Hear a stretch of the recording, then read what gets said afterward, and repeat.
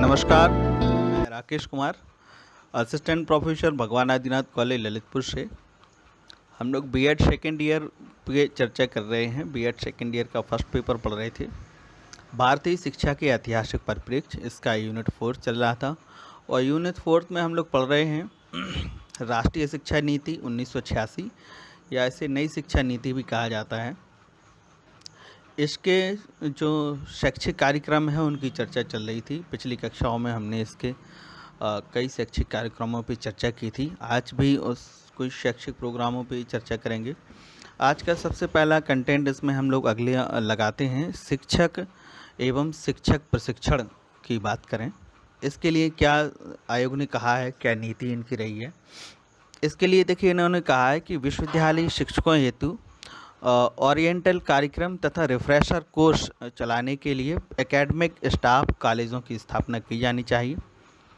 Means इसमें जो है इस विश्वविद्यालय स्तर के जो शिक्षक हैं इनके लिए रिफ्रेशर कोर्स और ओरिएंटल कार्यक्रम ये संचालित किए जाने चाहिए। ओरिएंटल कोर्स और रिफ्रेशर कार्यक्रम का मतलब ये है कि जो शिक्षक हैं उन शिक्षकों को जो टीचिंग की नई नई टेक्निक्स आ रही हैं, जो नई नई विधियां आ रही हैं, जो स्किल्स आ रही हैं, उन नई नई टेक्निक्स से शिक्षकों को परिचित कराना, उनको अपडेट रखना, ये इस रिफ्रेशर कोर्स का मेन उद्देश्य होता है। नेक्स्ट इसमें हम बात करें कि सतत शिक्षा के लिए संस्था खोले जाने की आवश्यकता है जो शिक्षा को प्रोत्साहन दे सके।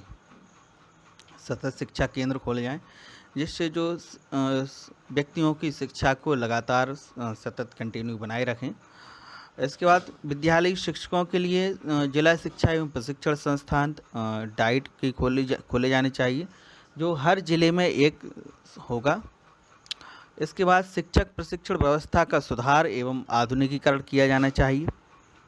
इसके बाद शिक्षकों को इस बात की पर्याप्त स्वतंत्रता दी जानी चाहिए कि समाज के विकास के लिए संप्रेषण की नई नई विधियों का चिंतन कर सकें और सरकार को सृजनात्मक कार्यों की ओर प्रेरित करने के लिए इसके प्रयासों में जो है सहायता करनी चाहिए। ये शिक्षक और शिक्षक प्रशिक्षण के लिए सुझाव रहा है इनका।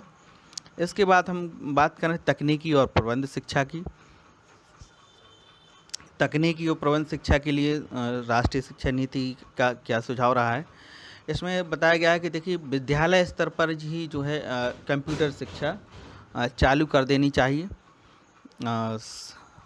और अगला बताया है कि आधुनिक युग का नवीन सामाजिक वातावरण, उत्पादन, प्रबंध व्यवस्था, विज्ञान के क्षेत्र में तीव्र गति से होने वाला परिवर्तन तथा विश्व की अर्थव्यवस्था आदि नवीन चुनौतियों का सामना करने के लिए तकनीकी और प्रबंध शिक्षा का पुनर्गठन किया जाना चाहिए।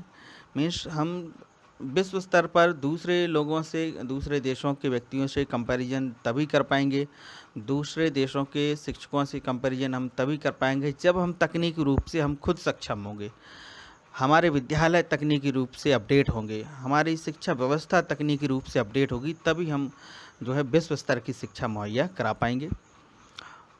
अगला पॉइंट इसमें बताया गया है, दूरस्थ शिक्षा के क्षेत्र में मास मीडिया का प्रयोग किया जाना चाहिए। देखिए, इस सुझाव से ही जो है दूरस्थ शिक्षा में mass media, television, radio, internet, इन सारी चीज़ों का, सैटेलाइट्स, इन सब के माध्यम से शिक्षा प्रोवाइड करने की सुझाव जो दिया गया है उसको लागू किया गया। और इससे जो दूर दराज के क्षेत्र में रह रहे लोग थे, अशिक्षित लोग थे, कामकाजी लोग थे, कामकाजी महिलाएं थीं, या जिन्होंने शिक्षा छोड़ दी थी बाद में, अब उन्हें लगा कि हमें शिक्षा आके पढ़नी चाहिए, तो ऐसे लोगों को इस दूरस्थ शिक्षा से बड़ा लाभ रहा और ये सभी लोग इससे दूरस्थ शिक्षा से लाभान्वित हुए। अगला पॉइंट इसमें बताया गया है कि व्यावसायिक शिक्षा इस प्रकार दी जानी चाहिए जिससे छात्र आगे चलकर अपने स्वयं के उद्योग या व्यवसाय प्रारंभ करें। तो इसका सीधा सा मतलब यह है कि शिक्षा को व्यावसायिक बनाना चाहिए जिससे व्यक्ति स्वावलंबी बन सके। शिक्षा अर्जित करने के बाद देखिए, जैसे गांधी जी ने कहा था वर्धा योजना में कि शिक्षा एक बीमे की तरह होनी चाहिए। मीन्स जब शिक्षा कंप्लीट कर चुके बालक तो वो बेरोज़गार ना रहे, वो आत्मनिर्भर हो जाए और किसी व्यवसाय से जुड़ सके। ये बहुत अच्छी इसमें बात कही गई है। इसके बाद छात्रों को अपने लिए उपयुक्त रोजगार तलाश करने के लिए समुचित निर्देशन एवं परामर्श दिया जाना चाहिए। इसमें जो है छात्रों को गाइडेंस दिया जाना चाहिए, जो है परामर्श दिया जाना चाहिए कि उनके लिए कौन सा व्यवसाय ज़्यादा सूटेबल है, उन्हें किस व्यवसाय को चुनना चाहिए, ये इसमें सुझाव दिया गया। इसके बाद अगली जो पॉइंट बताया गया है वो है वुमेन्स एजुकेशन, स्त्री शिक्षा के लिए आयोग ने क्या कहा है, आयोग ने क्या सुझाव दिया है। तो वुमेन्स एजुकेशन के लिए उन्होंने सबसे पहले कहा है कि जो पाठ्यक्रम में लिंग के आधार पर जो भेदभाव किया जाता है, इस भेदभाव को तुरंत तत्काल बंद कर देना चाहिए। क्योंकि देखिए इससे पहले के जो आयोग रहे हैं उन्होंने सुझाव दिया है कि महिलाओं को जो है होम साइंस, सिलाई कताई, बुनाई, संगीत, चित्रकला इस टाइप के सब्जेक्ट सेलेक्ट करने चाहिए। ये पुरानी आयोगों ने सुझाव दिए थे। तो इस आयोग ने इसमें इस बात को सिरे से खारिज किया और कहा कि महिलाओं के लिए ये चीज़ें थोपना नहीं चाहिए। अगर कोई महिला साइंस में इंटरेस्टेड है, अच्छा साइंस का नॉलेज रखती है, या मैथ में इंटरेस्टेड है, अच्छा मैथ का ज्ञान रखती है, तो उसे मैथ सब्जेक्ट ही प्रोवाइड कराना चाहिए, उसे साइंस सब्जेक्ट ही प्रोवाइड कराना चाहिए। ये नहीं कि उसको आप होम साइंस ही दिलाएं, ये नहीं। उसमें स्पष्ट कहा गया कि इसमें पार्शलिटी नहीं होनी चाहिए।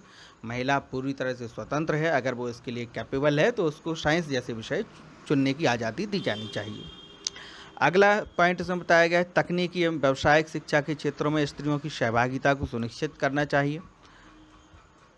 महिलाओं को टेक्निकल रूप से भी समृद्ध बनाएं, महिलाओं को व्यावसायिक रूप से भी समृद्ध बनाएं, उनको तकनीकी विषय पढ़ाएं, व्यावसायिक विषय पढ़ाएं, जिससे वो भी इस टेक्निकल फील्ड में आ सकें। इस नीति के तहत बताया गया कि देखिए एक बालक को शिक्षा देने का मतलब है एक व्यक्ति को शिक्षित करना, लेकिन एक बालिका, एक महिला को शिक्षित करने का मतलब है एक पूरे परिवार को शिक्षित करना। क्योंकि देखिए एक जो महिला होती है, वो महिला अगर शिक्षित हो जाती है तो वो फिर अपने बच्चों को सबसे ज़्यादा घर पर समय महिला ही व्यतीत करती है। तो इस हिसाब से महिला अपने बच्चों का होमवर्क अगर महिला शिक्षित है तो वो बच्चों को होमवर्क करा सकती है, उनका ट्यूशन चेक कर सकती है, विद्यालय के काम कर सकती है, और उन बच्चों को और अच्छी नैतिक शिक्षा, नैतिक मूल्य, संस्कार, आदर्श, सदाचार, ये सारी चीज़ों का ज्ञान महिला करा सकती है। तो इस तरह से वो एक पूरे परिवार को शिक्षित कर सकती है। इसलिए महिला का, एक बालिका का शिक्षित होने का मतलब है एक पूरे परिवार का शिक्षित होना। ये आयोग की बहुत अच्छी बात रही और इसके आगे हम लोग कल चर्चा करेंगे। आज के लिए इतना ही। धन्यवाद, नमस्कार।